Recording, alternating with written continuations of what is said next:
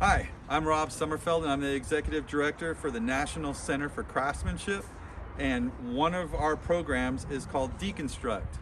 And as you can see behind me, there is one building, but there are also 3 others with it that we are in the process of going through Deconstruct. And what we're going to do today is tell you how that works, because what we want to do is keep buildings away from being demolished. Just here in the city of Fort Collins, up to 70% of the material that went to the landfill here was from construction waste. And one of the things that we want to do is help the environment and keep that waste out of the landfills. But the other thing that we're able to do is 80 to 85% of the materials coming out of our Deconstruct go to recycle and reuse. So the general public is able to buy some of the materials. Some of it also, you can see that there's a dumpster behind me, and so wood gets recycled and the metals get recycled. We even, when we're doing denailing, recycle the nails. So what I want to do now is I'll take you into Dave, our site supervisor, and he's going to give you a brief overview of how Deconstruct works. Thanks. All right, so before I introduce Dave and Jamie, I want to talk about safety. That's #1 priority on any job site, at least it should be. And so here at a Deconstruct site, we always have a hard hat on and we always have our safety glasses. Now, depending on what you're doing, you might even need some ear protection, and that could be the little squishy foam ear things that go in, or it could be full headset. So you got to always think about safety. The other thing that you want to look at is if you're not using a machine, then you want to have hand protection. So you want to wear protective gloves. There's a lot of different types. It just depends on what you're doing. When you're inside with the cold here, sometimes insulated works really nice. But otherwise, just general work gloves works really well. It's critical when you're going to be seeing some of the things that we do in here, besides cutting some of the materials away and denailing, you got to remember the safety glasses. There's a lot of people who forget. When I was teaching, I can remember telling students, have your safety glasses on, and a student was on a lathe and another student was making a cut at a miter saw and a piece of wood shot off, hit that kid right in the side of the safety glasses. If he didn't have them on, he probably would have lost that eye. So safety's key. The other thing, we create a lot of dust here sometimes. So dust mask, or when we're taking down lath and plaster, the folks here wear full respirators. So that's some of the safety stuff that you want to take into consideration. Before we even come into a building, asbestos is we test for asbestos, another company does, and then we have that removed. So we don't have to worry about that. So that's done before we even come into a building. So that's some of the safety issues that we need to deal with. Oh, and make sure you wear safe shoes. You don't have to wear steel toe, but make sure you're wearing safe shoes that grip on everything really well. All right, so then I'm gonna be turning it over to Dave, and then Dave and Jamie are gonna do a demonstration. Thanks. Hi, my name's Dave. Today we're going to be doing some deconstruction on interior walls. Overall, with deconstruction, the way we like to start is with the interior. Strip everything, including the drywall, the trim, the doors, and all the walls. So here we have the walls that we're going to be deconstructing. They're free of all of the drywall that they had on them, and kind of ready for us to deconstruct, take apart, and get ready for somebody else, hopefully, to reuse. Now I'm going to begin the deconstruction of the interior wall, doing a low cut on the studs so that it'll free it up from the framing.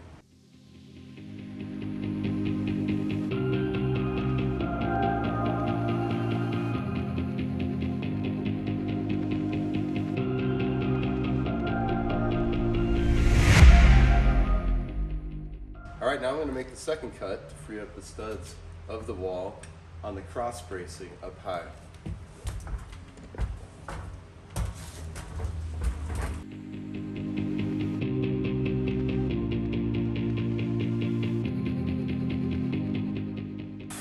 Just like that. All right, now we're ready to pull the boards, the studs of the wall that are freed up from the cuts that we made. I'm gonna get Jamie's help so that he can help guide them down. So I pull them away from the top plate, which is the 2x4 on the top of the ceiling that they're mounted to. Pull a couple different directions. Okay, just pull and twist it. There we go, just like that. And spread apart, and we can hopefully get somebody to take them off our hands and reuse them. Now we're going to take out the rest of the remaining studs. Now that we've got the king stud out, which is the double 2x4 that held in the door on two sides. The rest of the remaining studs to open up more space. All right, ready?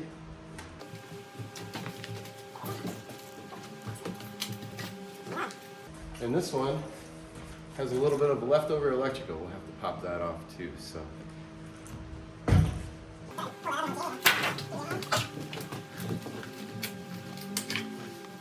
And I'm kind of just helping support it as it comes down. I'm letting Jamie do the twisting and just kind of making sure I'm there to make sure that nobody gets hit in the head. So we got one more. Okay, there goes a wall. Just that easy. So we're gonna make one more cut to get the full wall out, which is on the bottom plate. Yeah, in this case, we're gonna need to make a cut because we're gonna leave some remaining 2x4s in a little bit of an area to help protect the electrical panel, which is right back here. So get this 2x4 out and create a safer walking environment. I'm gonna make a cut against it, and we're gonna go ahead and Jamie's gonna pop that out in a second. Here we go.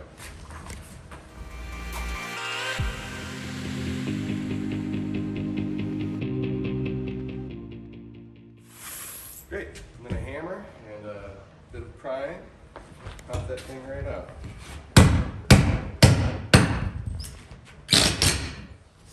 Some can be a little more challenging, but this looks like it's coming out perfect. So. Voila. There it is, deconstruction. All right, you can see that we've got a lot of boards laying around from deconstructing the interior walls. Now we need to clean them up a little bit more, not all of it, most of them. So we've got a lot of nails that really just need to be pulled. It's kind of like, you know, you did when you were a kid, and that is going to help the value of these as we go. You might see sections of the boards that we get that have a lot of nails in here. We're going to go ahead and just cut that in a few minutes. So for now, we're going to focus just on these nails that were created when the drywall was installed. When we took the drywall off, that got popped up around most of these. So there's a lot of these little hangers that aren't very desirable for people that would repurpose or reuse them. Here we've got recycling kind of everywhere for metal that we can recycle the metal, make sure that we're keeping everything out of the landfill, hopefully, as much as we can. Might run into things like that. We do have a device that I'll show you in a little bit called a denailer. It's really good for getting nail situations like that out. I might, though, just since it's one, go ahead and well, you know what? That's a good one for the denailer. That's no fun. So we'll wait for that one later. And continue on with our drywall. Sometimes you get a situation like that. The head pops off. Pound it in. Still good to go.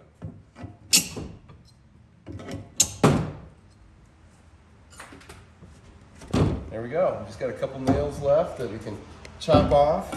This one we can denail. Okay, so now we're still denailing these boards.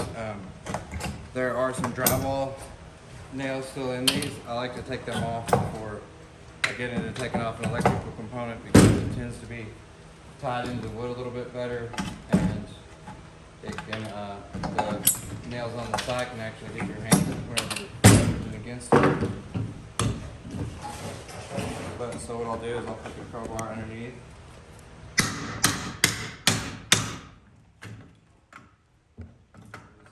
to get leverage however you can on it. In that case it just broke. Left with a big nail. And pull that up. And then now this is going to make its way back into a new structure.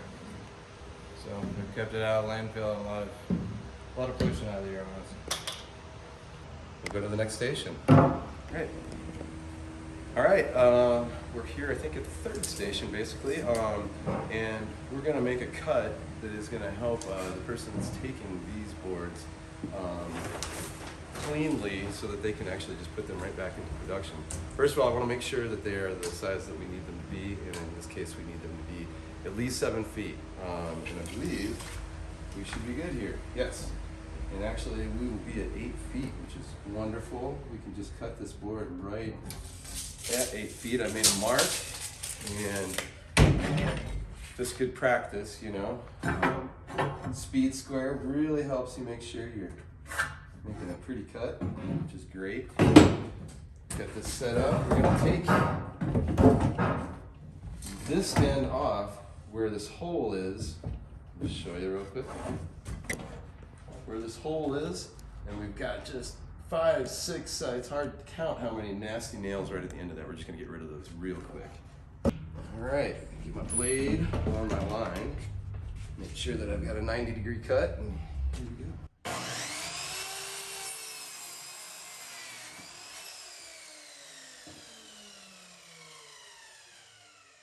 Take scraps, and we recycle them, keep them out of the landfill. There we go. All right, this is that board that I was just taking the end off with all those nails in it. Now we've got one pesky nail, just like Jamie was showing you, in the side here that I think the denailer will probably just take care of the rest of the way. We're gonna give that a try. Okay, next we have our denailing station where we're using a denailer to actually push the nails that have come all the way through like that. They're hard to get on the backside without damaging the wood. So what we're going to do is we're just going to knock them all through, and some of them will come all the way through, and some of them will actually get hung up a little bit, and we'll have to take them out the backside. But this is how the denailer works. It has a sleeve that goes over top of the nail, and what we have is a barrel underneath us with padding at the bottom so they can actually catch the material. And it's gone. So we just continue along.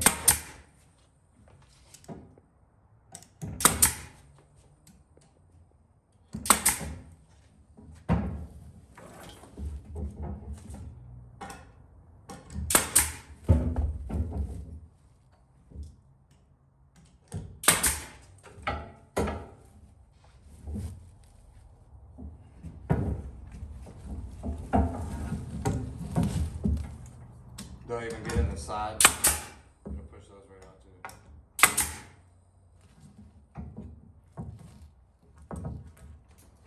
Be cautious where your hands are. Do shoot out the other side. Good. We got one hanging up here. See, we've got one hang up, and we use a nail puller. Just in case the nail heads break off, you can grip on them too with this. That's clean. Ready to go. So people ask us, well, what about the decorative trim, especially from, the vintage homes, and we want to salvage them? Well, there's no denailing these because it'll damage the surface. So what we end up doing is taking a grinder and we cut them off, because people do end up reusing these and then they'll just end up repainting them anyway. So we try to keep the damage to these at a minimum. So just a grinder and it's ready to go. All right, so we're gonna load some of the wood up in such a way that when it gets to Perks Deconstruction, they can use a forklift to get under it easier.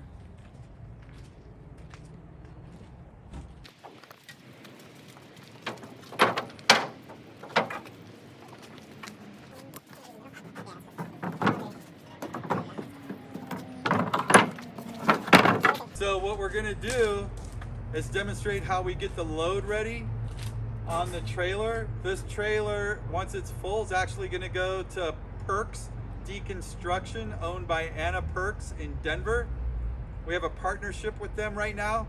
They have a warehouse space and they can sell the materials out of there, and then we can split the proceeds. Help keep both the nonprofit going and her business going. Symbiotic relationship, you gotta love it. it's a win-win when you're doing deconstruct. So eventually what we would like is to have our own warehouse space down in this area, and then she could be selling over in Denver and we could be selling over here in more of the northern Colorado area. It works. We were just talking about the barbecue. You can take this, soak it in water, and Dave said red wine too, soak that. Any wine will do. And then you can put that in the barbecue or put the meat on the wood and let it cook, and then you get that really cool flavor. All kinds of stuff you can do to repurpose. Kind of get this stuff off here because we got brass and copper, you know, and try to get this, you know, this other metal, aluminum and stuff like that separate, you know, but also trying to separate these pieces so somebody who might be interested in using them for art, you know, could, you know, and then we can get a flathead. So we would, here's the list of what we would need. So like an adjustable wrench or a few small ones, and bring some big ones too. And then some flathead screwdrivers, we'll get those. You know, we had talked about how there's repurposing of the wood, and I wanted to show that this is salvaged wood right here. As I fall over, we have the 2x12 and then cut down. This is actually an original design done by Aldo Leopold, who helped start the Audubon Society. And so this bench here, he designed it, and then it's gone through some different iterations, and then I tweaked it a little bit too. But you can find the designs online and make them. This has been through a season, but what I wanted to show is, yeah, this works great as a bench. You know, 2 people can sit on it, but what makes it a birder's bench is that you can put your legs through and put your arms up with your binoculars or telescope. So you can see that there's a lot of uses for reclaimed lumber. There's so many, but we wanted to show you an example. Thanks. Hi, Robb Sommerfeld, Executive Director for National Center for Craftsmanship again, and just wanted to give a recap over what we discussed dealing with at least one aspect, 2 aspects actually, of the deconstruct process, and that was removing some of the wood, and then what do we have to do with the wood afterwards. And so you saw some of the denailing process, and we wanted to also remind you of the safety aspects behind that, because you really do need to have a hard hat on and the safety glasses. And like I've said before, I believe I mentioned that you need to sometimes wear a face shield if you're not comfortable with just the safety glasses. So at times we will wear a face shield. And you saw the setup of the table that catches the nails, and then how we look at the wood. Is there too many nails on the one side and cut it off? And then how we set it up for resale and transportation. So I just wanted to say thanks for your time. And if you have any questions, feel free to get a hold of us. And that's it for now. Thanks a lot. Take care.